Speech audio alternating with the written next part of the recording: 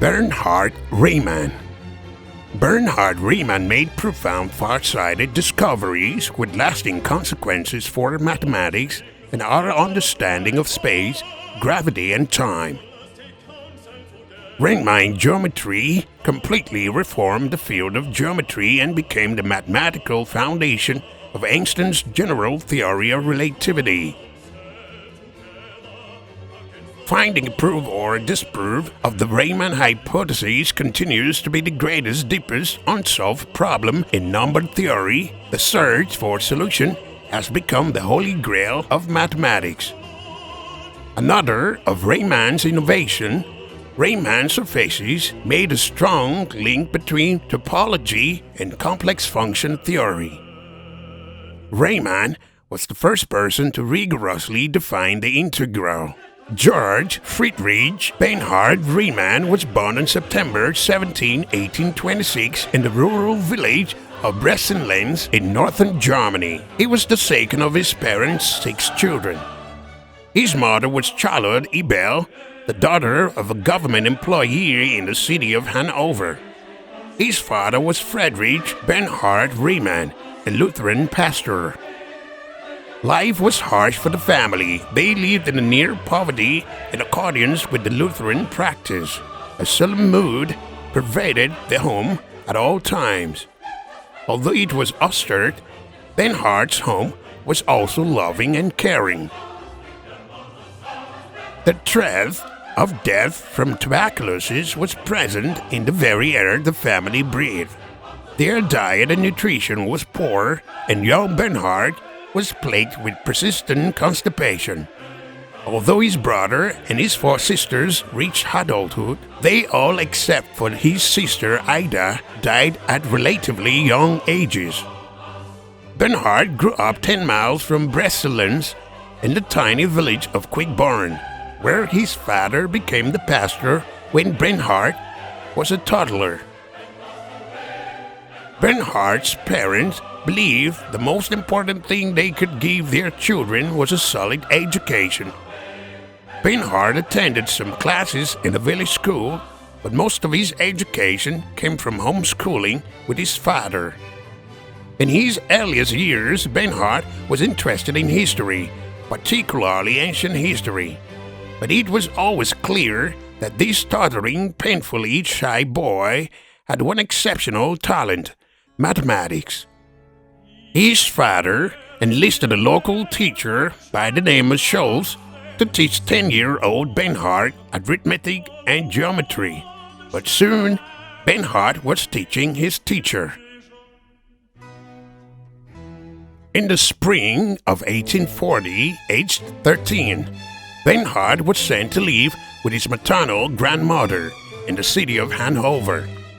There he attended the Tertiär des Lyceum Gymnasium, a school whose students were expected to go to college. Bernhard was behind his classmates in most subjects, and he suffered terribly from homesickness. Hanover was about 90 miles from Quickborn, too far for him to travel home to see his cherished family. Despite his homesickness, he worked hard and made good progress academically. Bernhard's grandmother died 2 years after Bernhard arrived at Hanover to live with her. Bernhard moved again, this time to Johanneum Gymnasium in the small city of Lundborg. Lundborg was about 45 miles from Quickborn, close enough for him to walk home for vacations. These treks strained his frail body badly, but knowing he could get home to Quickborn took the edge off his appalling homesickness. His mother agonized over his safety and health when he was on the road. More than half of Bernhard's school day was devoted to Latin, Greek, Hebrew, and German, but mathematics formed a significant part of his curriculum. His ability in this subject was outstanding. One of his teachers recognized Bernhard's flair and began lending him advanced college-level mathematics texts, including works of Leonhard Euler and Adrien Marie Legendre. The first time he did these, his teacher was astonished when Bernhard, after just few days, returned the book to him. He questioned Bernhard about the book's themes, and it became clear that his student truly had read and understood mathematical material that a typical advanced college student could have taken weeks or months to absorb. In addition to his love for mathematics, Bernhard was also passionate about his religion. A devout Lutheran, he decided to study theology and theology at the University of Göttingen, hoping to follow in his father's footsteps and become a pastor.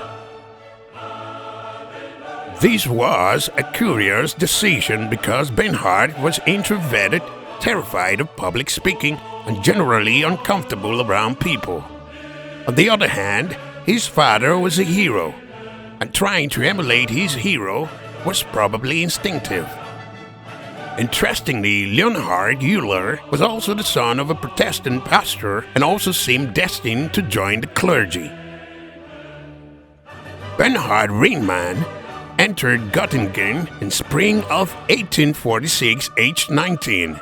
There, in addition to studying theology, he continued to study mathematics. He attended lectures given by possibly the greatest mathematician in history, Carl Friedrich Gauss. Gauss was almost 70 years old. Earlier in his life, he had hated teaching, but as his fame had grown, increasingly talented students had come to Göttingen to study mathematics, and Gauss began to enjoy teaching them. After much soul-searching, Riemann decided he would rather be a mathematician than a pastor. He would never, however, do anything to disappoint his parents, so he requested their permission to major in mathematics, and this was given. After 2 years in Göttingen, Riemann concluded that Gauss and the other lecturers were teaching a rather unspectacular curriculum. He wanted to hear from the lecturers who were active at the frontiers of mathematics. Riemann transferred to the University of Berlin for 2 years, where he was taught by a number of illustrious mathematicians, including Carl Jacobi, Lejeune, Dirichlet, and Gotthold Eisenstein. Eisenstein was only 3 years older than Riemann, and they enjoyed each other's company. Sadly, the brilliant Eisenstein was destined to die of tuberculosis at the age of just 29. In the spring of 1849, Riemann returned to Göttingen to study for a PhD under Gauss. He also studied philosophy and was fascinated by Wilhelm Weber's physics lectures. Riemann developed long-life interest in philosophy and theoretical physics. He actually spent over a year working as a physics assistant to Weber. Weber and Gauss were close colleagues. Together, they carried out brilliant work in electricity and magnetism, and invented one of the world's first telegraph systems. In December 1851, aged 25, Riemann got his doctorate in mathematics with a thesis on the theory of complex functions. Although the Riemann hypothesis was not his first great contribution to mathematics, it is probably Riemann's most famous. The hypothesis concerns prime numbers. It delves into the problem of how often you should expect prime numbers to crop up among all the other natural numbers. That is, 1, 2, 3, 4, 5, and 6. A prime number is a natural number greater than 1, with no positive divisors apart from itself and 1. The prime numbers 2, 3, 5, 7, 11, 13, 17, 19, 23, 29, 31, 37, have been a source of fascination, concern, and excitement, amusement, frustration, and pleasure for mathematicians since our ancestors first started thinking mathematically. Over 2,000 years ago, the Greek mathematician and geographer Eratosthenes devised his famous sieve as a means of finding primes.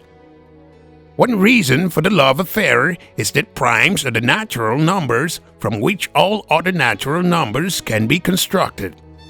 It's often said that the primes are fundamental to numbers as the periodic table is to chemistry.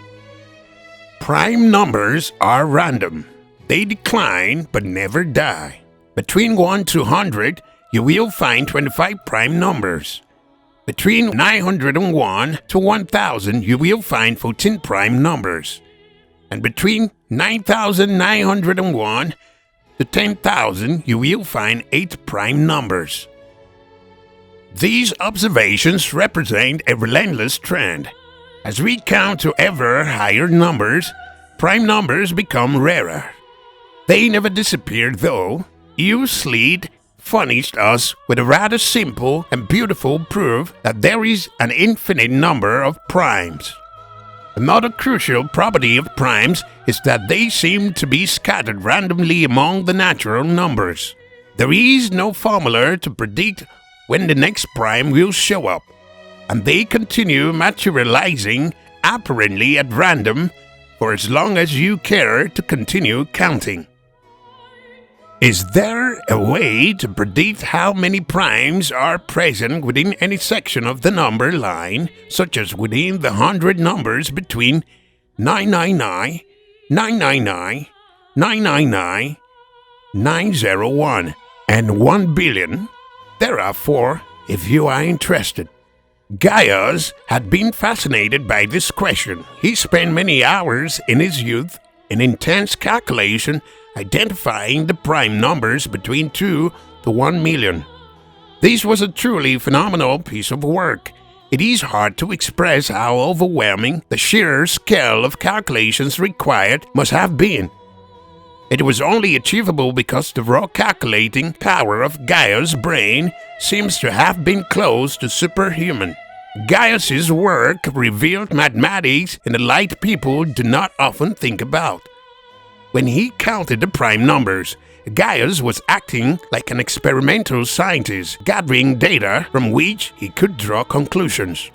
As a result of his calculations, Gauss discovered the prime numbers theorem. This theorem expressed in formality says the number of prime numbers up to any number x is given by, in this case, log x is the natural logarithm of x. The calculation becomes ever more accurate for ever higher values of x. Much of Riemann's work concerned complex analysis, the realm of complex numbers. These are numbers which have a real part corresponding to the normal number line and an imaginary part which contains -1 square, identified by the letter I. Any complex number can be graphed on the complex plane, with the real part on the horizontal axis and the imaginary part on the vertical axis. Riemann attacked the distribution of primes using a mathematical equation known as the Riemann zeta function, which was actually first worked on by Leonhard Euler. Riemann was interested in the zeta function because he noticed it emerged when he was deriving an alternative formula for Gauss' prime number theorem. Riemann showed that the distribution of prime numbers seemed to be profoundly linked to the non-trivial zeros of zeta function, where the complex number's real part equals 1/2. The mathematical magician had pulled a rabbit out of a hat.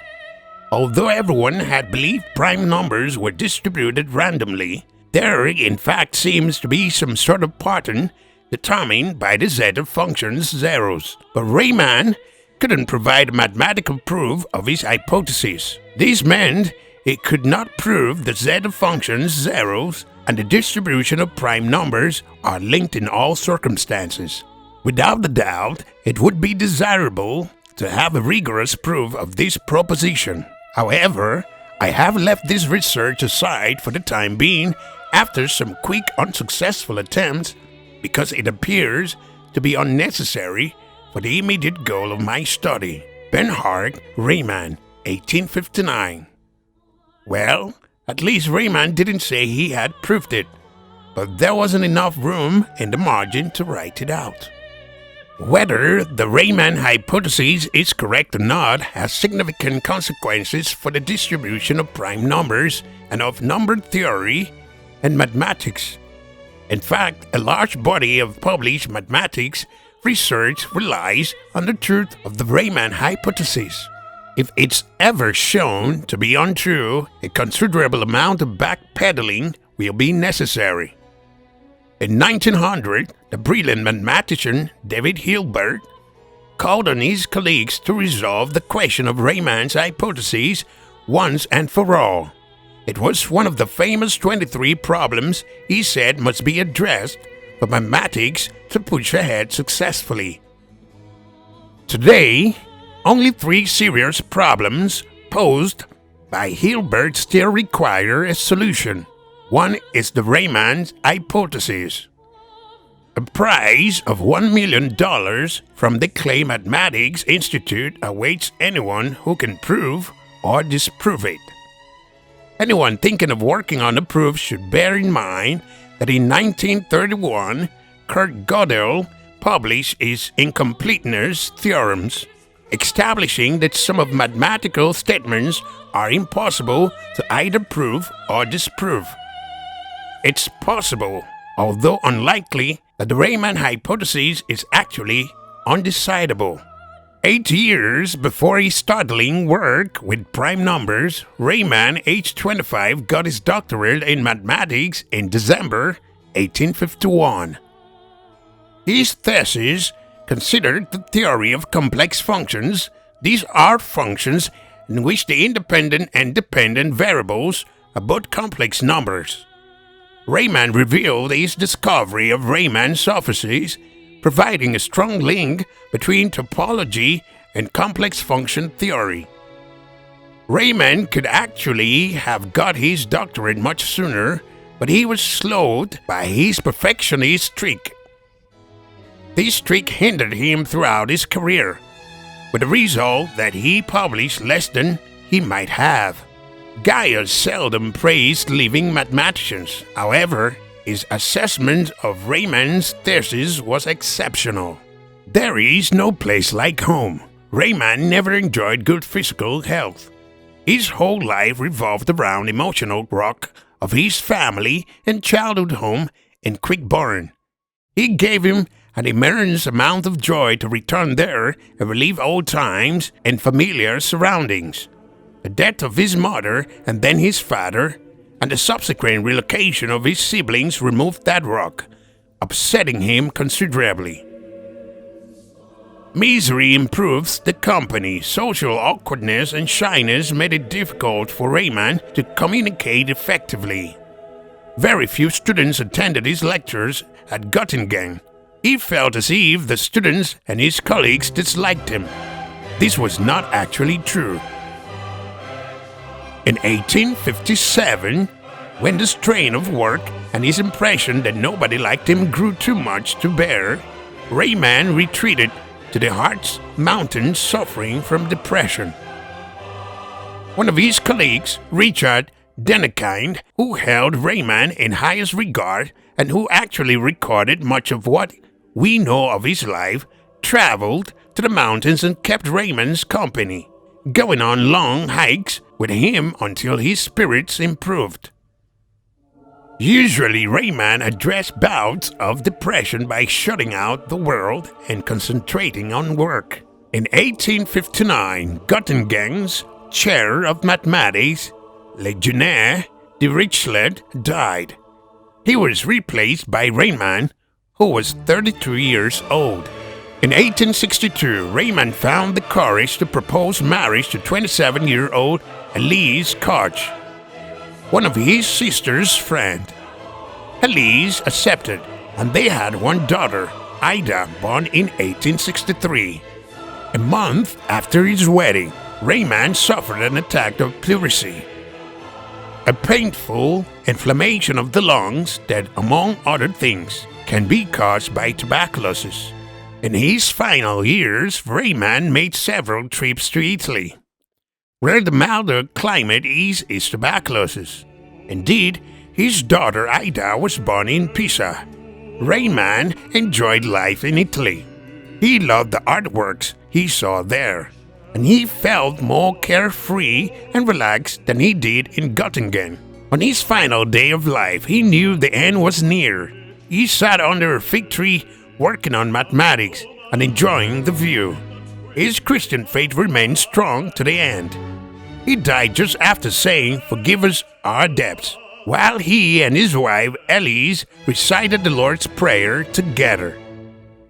Bernhard Riemann died aged 39 of tuberculosis on July 20, 1866 in Selesca, Italy. He was buried in Selesca. His friend Richard Denekind collected Riemann's surviving papers and published them in 1868, bringing most of Riemann's work to a wider audience for the first time. Sadly, however, much of Riemann's research never came to light because a cleaner, unaware of his importance, burned it shortly after his death. The trumpet shall sound.